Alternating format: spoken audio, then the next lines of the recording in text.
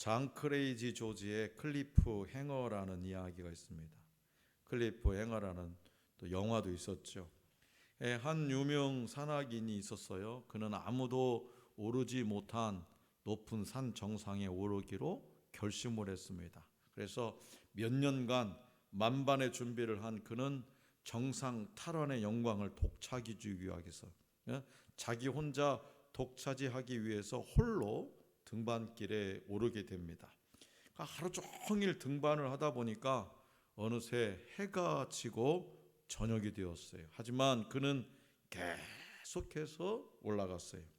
그때 먹구름이 몰려오더니 달빛도 보이지 않는 칠흑 같은 그런 어둠이 덮였어요.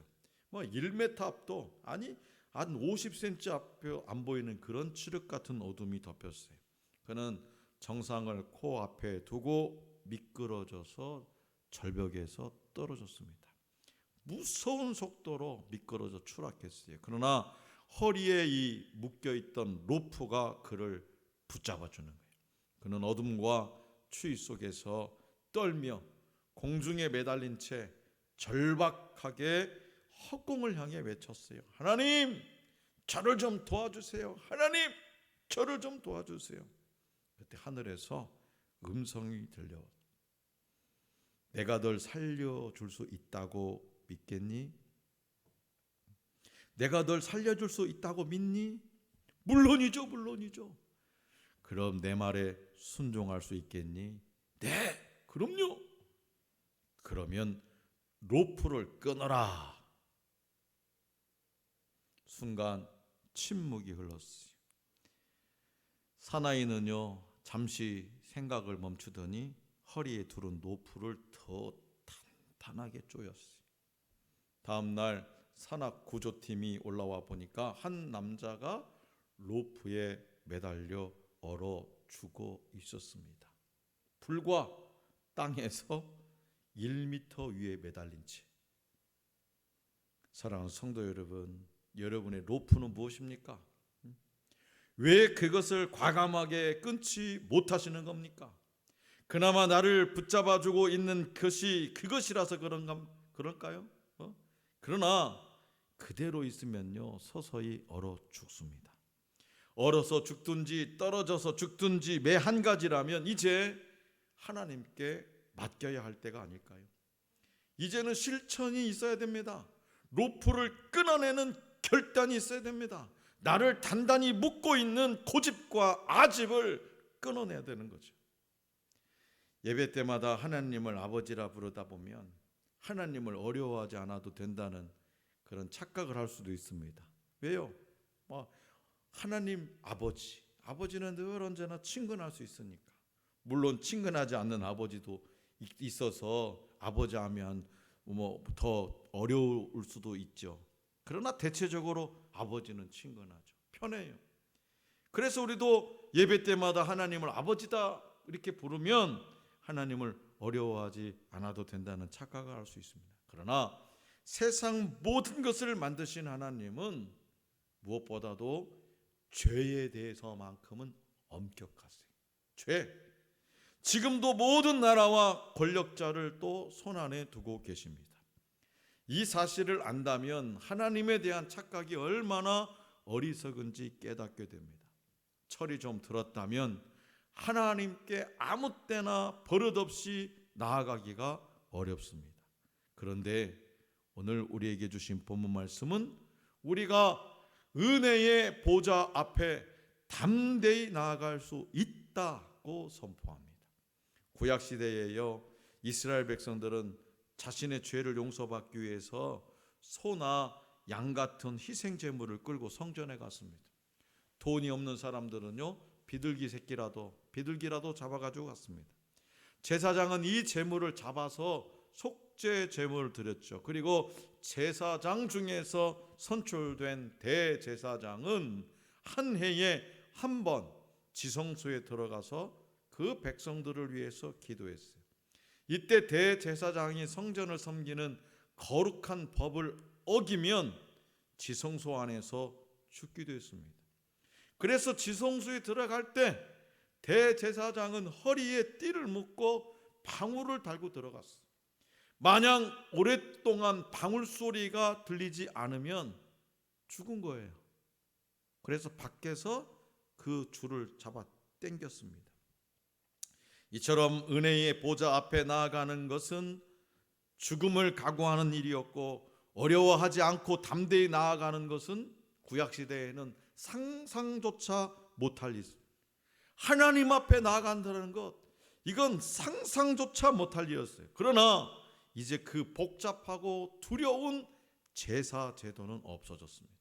하나님의 아들, 사람으로 오신 하나님이 아담에서 시작하여 마지막으로 죽을 사람의 죄값까지 십자가에서 당신의 피로 치르셨기 때문입니다. 이제 하나님은 소나 양 같은 제물을 보지 않으시고요, 당신의 아들 예수 그리스도의 피를 보고 죄인들을 용서하십니다. 예수님을 믿고 주님으로 영접한 사람의 죄는 사라질 뿐만 아니라 그는 하나님의 자녀가 됩니다. 이제 믿음의 사람들은 언제 어느 곳에서나 하나님께서 주시는 은혜를 받기 위해서요, 보좌 앞에 담대히 나아갈 수가 있게 된 거죠. 이 놀라운 특권이 느껴지지 않아서 머뭇거리는 이들이 있습니다. 느껴진 다음에 보좌 앞으로 나아가야겠다고 마음 먹은 사람들은요, 그 마음을 버려야 돼요. 내가 느낀 다음에, 뭔가 느낀 다음에 내가 하나님 앞에 나아가리라, 그렇게 마음 먹은 사람들은 그 마음을 버려야 돼요. 기도하고 싶지만 하나님이 두려워 망설이고 있다면 그 모습을 보시는 하나님의 마음은 몇 배로 답답하시다는 것을 깨닫기 바랍니다. 우리는 종종 자신의 죄악과 마주하면서 우리가 가진 연약함을 인정하게 됩니다. 하지만 우리가 우리 자신을 위해 할 수 있는 일은 아무것도 없어요. 우리의 연약함을 승리로 바꾸는데 필요한 힘은 오직 우리와 함께 하시는 큰 제사장이신 예수님만이 주실 수 있습니다. 그렇다면 대제사장이신 예수님이 오늘 저와 여러분들을 위해 하시는 일은 뭘까? 예수님은요, 우리의 연약함을 이해하고 공감해 주십니다. 예수님이 우리의 연약함을 공감하실 수 있는 이유는 뭐냐? 우리가 받는 모든 시험을 친히 경험하셨기 때문입니다. 본문 말씀 15절에 기록된 대로 우리 주님은 배고픔과 목마름을 경험하신 분입니다. 주님은 긴 여행길 도중에 피로를 느껴 쉼이 필요하실 만큼 육체의 연약함을 경험하신 분입니다. 주님은 주변 사람들의 의심과 배척 속에 사셨습니다. 가까운 제자들에게 배신당하셨으며 가족의 오해와 외면도 마주하셔야 했습니다. 이뿐만이 아닙니다. 그분은 십자가 위에서 모진 고통과 죽음까지 경험하셨습니다. 그러니까 주님이 겪으셨던 모든 시험을 우리는 감히 다 헤아리기가 어렵습니다. 예수님은 우리와 동일한 사람이셨기 때문에, 아니 우리보다 온전한 인간이셨기 때문에 그 모든 시험 중에 우리보다 더 뚜렷하게 아픔과 고통을 느끼셨습니다. 그래서 예수님은 우리의 연약함을 알고 공감해 주실 수 있다는 거죠. 10억 부도 내온 사람이 1억 부도만한 사람은요, 충분히 이해할 수 있습니다. 그런데 1억 부도 난 사람이 10억 부도 난 사람 충분히 이해를 못하는 거죠. 그런 것처럼 예수님은 우리의 연약함을 알고 우리가 당하고 있는 그 어떤 고통과 그 어떤 아픔과 그 어떤 슬픔보다도 더한 것을 예수님은 당하셨기 때문에, 경험하셨기 때문에 우리의 연약함을 알고 공감해 주실 수 있습니다. 우리 각자가 처한 상황이 다르지만 우리가 경험하는 고난과 역경의 성격은 달라지지 않습니다. 사람들이 겪는 시험의 종류가 달라도 그 시험은 인간의 연약함에서 비롯된 것이기 때문입니다. 그래서 우리는 주님께 나아가서 우리가 역경 속에서 느끼는 아픔과 상처를 마음껏 토해낼 수 있어요. 왜요? 주님이 다 받아주실 수 있으니까. 우리를 이해할 수도 없고 이해하지도 않으려는 사람들로 인해서 괴로워하지 마시기 바랍니다. 대제사장 예수님이면 우리는 충분해요. 그러니 어려워하지 마시고 그분께 나아가시기 바랍니다. 예수님은 우리의 연약함을 이해하고 공감해 주실 뿐만 아니라 연약함을 극복할 수 있는 은혜를 공급해 주십니다. 예수님은 우리와 동일한 육체를 가지시고 우리와 동일한 시험을 받으셨으나 죄는 없는 분이었습니다. 그분은 모든 시험에서 승리하셨습니다. 그렇기 때문에 예수님은 우리가 시험에서 이길 수 있는 힘을 공급해 주실 수 있습니다. 만약 우리가 시험을 당하면서도 기도로 예수님의 도움을 구하지 않는다면 하나님을 믿는 사람이 아닙니다. 하나님을 믿는 사람은 예수님의 도움을 기도로 구하는 사람이에요. 삶의 기도가 없다는 것은요, 자기 힘으로만 살려는 교만함에 빠져 있다는 겁니다. 예수님은요, 시험을 받으실 때마다 기도하셨어요. 예수님의 능력은 능치 못함이 없는데, 죽은 자도 살리시는 분인데, 안진뱅이도 일으키시는 분인데, 장님도 눈뜨게 하시는 분인데, 우주 이 자연계도 주관하시는 분인데, 그런 예수님도 힘들 때 시험을 받으실 때마다 뭐 했다고요? 기도하셨다는 거예요. 그런 분도 기도하셨는데 어려움 당하고 있는데 기도를 하지 않는다? 하나님을 믿지 않는 사람이. 광야에서 시험을 받으실 때도 기도하셨고 자기를 찾아오는 사람들의 필요를 채워주시기 위해서 기도하셨습니다. 당신의 죽음을 예견한 그 참혹한 시간에도 주님은 겟세마네 동산에서 무릎을 꿇고 하나님께 도움을 구했습니다. 주님이 시험을 받으시는 중에 기도하셨다면 우리는 얼마나 더 기도해야 할까요? 기도의 자리는요, 결코 외로운 것이 아니에요. 그 자리는 은혜의 보좌입니다. 우리를 기다리시는 주님이 우리를 만나 주시는 자리고요, 우리를 위해 준비하신 은혜를 한량없이 공급해 주시는 축복의 자리가 바로 기도의 자리입니다. 주님을 통해서 우리의 연약함이 가려지고 주님의 은혜로 우리가 강한 용사로 무장되는 은총의 자리가 바로 기도의 자리예요. 어떤 상황에서든지 어려워져 마시고, 어떤 상황에서든지 어떤 고통에 있어든지 어려워하지 마시고 기도의 무릎을 꿇고 복과 은혜의 자리로 나와야 합니다. 히브리서 기자는요, 시험과 고난에 관한 이야기를 피하지 않습니다. 주님과 같이 그들도 그것을 피하지 말고 이기라고 말합니다. 12장 4절에서는 죄와 싸우되 피 흘리기까지 싸워 이기라고 격려합니다. 죄와 싸우되 피 흘리기까지 싸워서 이겨라. 본문 말씀 16절에서는 은혜의 보좌 앞으로 담대히 나아가라고 선언합니다. 성도 여러분, 오늘 저와 여러분들은 코로나19 바이러스로 인한 이 국가적 세계적 위기를 어떻게 극복할 수 있다고 생각하시나요? 어떻게 하면 백신만 때가 돼서 백신만 맞으면 또 코로나19를 박멸하는 그 치료제가 개발이 되면 다 끝날 것으로 생각하시나요? 천년 역사를 자랑하던 로마가 망한 이유는 뭐냐? 흉년과 전염병이었습니다. 천년 역사를 자랑하는 로마가 멸망한 이유, 로마 제국, 절대로 멸망하지 않을 것 같은 로마 제국이 멸망한 이유는 흉년과 전염병이었어요. 경제가 무너지니까 병사들 월급을 줄 수 없었어요. 군인들이 월급을 받지 못하니까 뭐예요? 로마를 위해서 싸우지 않았고요. 그래서 천년 왕국이 무너졌습니다. 흉년과 전염병은 하나님께서 나라나 어떤 한 나라나 개인을 심판하실 때 사용하셨어요.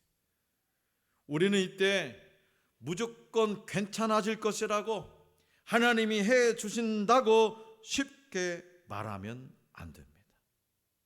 그러면 우리는 어떻게 해야 될까요? 어떻게 해야 될까? 쉽게 말하지 말고 어떻게 해야 될까? 본문 말씀 16절을 다 같이 함께 받들겠습니다. 16절 시작. 그러므로 우리는 긍휼하심을 받고 때를 따라 돕는 은혜를 얻기 위하여 은혜의 보좌 앞에 담대히 나아갈 것이니라. 아멘. 왜 은혜의 보좌 앞에 담대히라고 하는 말은 확신을 가지고, 더 구체적으로 표현한다면 뻔뻔스럽게 나아가라는 거예요. 확신을 가지고 뻔뻔스럽게 어디요? 은혜의 보좌 앞에 나아가라. 끊임없이 나아가라고 이렇게 강조할까? 담대히 나아간다라는 말은 영어 성경에서는요, in confidence입니다. 확신, 신뢰 가운데 나아간다라고 번역할 수 있습니다. 그래서 하나님이 가장 좋아하는 사람은 확신을 가지고 신뢰하는 사람이에요. 확신을 가지고 신뢰하는 사람. 나아간다라는 말의 영어는 어프로치입니다. 어프로치는 뭐뭐에 가까이 가다, 뭐뭐에 접근하다라는 동사죠. 그러니까 뭐요? 뭐뭐에 가까이, 내가 여러분 앞에 가까이 가면 어떻게? 더 자세히 볼 수 있고 만질 수도 있고, 그죠? 말할 수도 있을 정도로 가까이 간다라는 말이 어프로치예요. 나아간다. 어프로치. 하나님과 오늘 저와 여러분들은요, 이런 관계가 되어야 돼요. 볼 수도 있고 말할 수도 있고 만질 수도 있을 정도로 가까이 다가가서 하나님을 만나야 되는 거예요. 그리고 때를 따라 돕는 은혜는 적시의 도움, 다시 말하면 긴박한 찰나의 도움을 말합니다. 우리의 실제 생활에서 모든 기회를 말하는 거예요. 모든 기회. 히브리서가 기록된 AD 64년에서 67년 당시 교회 성도들이 그 모진 박해와 핍박의 위기 속에서도 살 수 있는 길은 이것밖에 없는 거예요. 하나님 앞에 어프로치, 가까이 더 가까이 가는 것, 그것밖에 살 길이 없는 거예요. 핍박하는 자들은 예수 그리스도, 하나님을 믿는다고, 예수 그리스도를 믿는다고 예수님과 떼어놓으려고 모진 핍박을 하고 죽이고 잡아다 가지고 고문을 했는데, 히브리서 그 시대의 교회 성도들은 오히려 더 하나님 앞에 더 가까이 가는 것만이 살 길이라는 거예요. 살 길. 그것만이. 믿음 때문에 고향을 떠나고 더러는 유대교로 돌아가는 것이 낫다고 생각하는 사람들도 있었습니다. 세상과 적당히 타협하며 어울려 사는 것이 더 유익하다고 생각하는 사람들도 있었겠죠. 그런데 이 시험을 이기는 것은 주님과 끊임없는 영적 교제를 하면서 확신을 가지는 거예요. 아무 때가 아니고 가장 적절한 때를 따라 돕는 은혜가 임할 것을 믿는 것이었습니다. 오카는 목사님이 미국에서 유학 중에 어느 한국인 의사를 만났대요. 근데 그가 좋은 집을 사고 목사님을 초청해서 예배를 드렸어요. 이 의사가 식사 후에 안내하는 대로 지하실로 딱 내려가 보니까 그 지하에 최고급 오디오 장비를 다 갖춰놓고 음악을 듣고 영상도 볼 수 있는 아주 영화관은 같이 꾸며놨더랍니다. 또 어느 방은 온갖 종류의 양주병들이 진열되어 있는데 울적하면 한 잔 마시면서 기분을 풀 수 있는 아주 분위기 좋은 카페 같았다고 합니다. 또 여기저기 침실을 비롯해서 모든 방이 화려했어요. 그래서 그 의사는 자기가 그만큼 이 미국 땅에 와가지고 고생해가지고 그만큼 성공하고 화려하게 산다는 것을 은근히 자랑했고요. 상당히 우쭐대고 있다는 느낌을 받았다고 합니다. 옥 목사님은 그날 밤에 겪었던 일을 상당히 오랫동안 잊지 못했다고 합니다. 그 이유는 뭐냐? 나이가 그 의사하고 목사님하고 비교했을 때 비슷한 나이에 비해서 자신이 너무나 초라해 보였기 때문이었다고 합니다. 그 후에 27년이 지나서 27년 어느 날 미국에서 전화가 왔어요. 그 사람이 자기 병원 로비에서 권총으로 자살을 했다는 소식이었습니다. 그 소식을 듣고 옥 목사님이 이런 생각이 들었답니다. 그가 그래도 신앙생활을 했는데 하나님을 믿었는데 무슨 고민을 하다가 자살을 했을까? 그 사람이 믿었던 예수님은 그에게는 그렇게 도움이 되지 못하는 존재였는가? 도대체 그 사람의 믿음 생활은 무엇인가? 사랑하는 성도 여러분, 치열한 삶의 현장에서 살아가는 여러분에게 예수님은 도움이 되고 계십니까? 여러분의 삶에 예수님이 도움이 되십니까? 오늘 우리를 만드신 주님만이 희망이요 소망이 될 수 있습니까? 우리의 삶의 현장에는요 여전히 시험이 많고 나를 화나게 하고 분노하게 하고 혈기를 부리게 합니다. 남을 용서하기는커녕 용서할 수 없는 일들이 더 많죠. 내 마음에는 욕심과 정욕과 교만이 우는 사자처럼 달려들고 있습니다.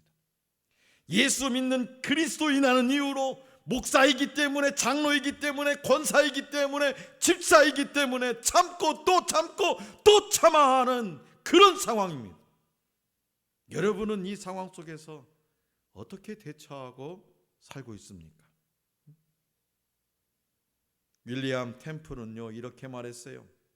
하나님과의 관계에서 그와의 교제 이상 가는 것은 아무것도 없다. 하나님과의 교제를 가진 사람들은 아무것도 없다 해도 그는 진실로 부한 사람이다. 오늘 우리에게는 대제사장이신 예수님이 계십니다.